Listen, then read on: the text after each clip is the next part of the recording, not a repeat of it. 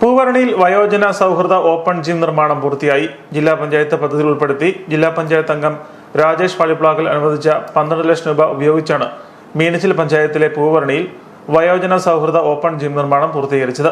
പാലാ പൊൻകുന്ന റോഡിൽ പൂവരണി പള്ളിക്ക് സമീപം നിർമ്മിച്ചിരിക്കുന്ന ജിം ചെറുപ്പക്കാർക്കും പ്രായമായവർക്കും ഉപയോഗിക്കാൻ കഴിയും.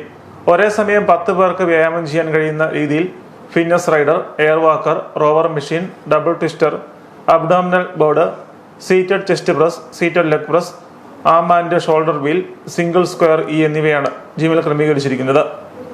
യുവജനങ്ങളുടെ കായികക്ഷമത വർദ്ധിപ്പിക്കുന്നതിനായി ജില്ലാ പഞ്ചായത്ത് പദ്ധതിയിൽ ഉൾപ്പെടുത്തി മീനച്ചിൽ പഞ്ചായത്തിലെ വിളക്കുമരത്തിൽ ഇൻഡോർ ഷട്ടിൽ ബാഡ്മിന്റൺ കോർട്ട് നേരത്തെ നിർമ്മിച്ചിരുന്നു. ജൂൺ 14 രാവിലെ 10 ജോസ് കെ മണി MP ജിമ്മിന്റെ ഉദ്ഘാടനം നിർവഹിക്കുമെന്ന് ജില്ലാ പഞ്ചായത്ത് അംഗം രാജേഷ് പള്ളിപ്ലാക്കൽ പറഞ്ഞു. പഞ്ചായത്ത് പ്രസിഡന്റ് സോജൻ തൊടുക അധ്യക്ഷത വഹിക്കും.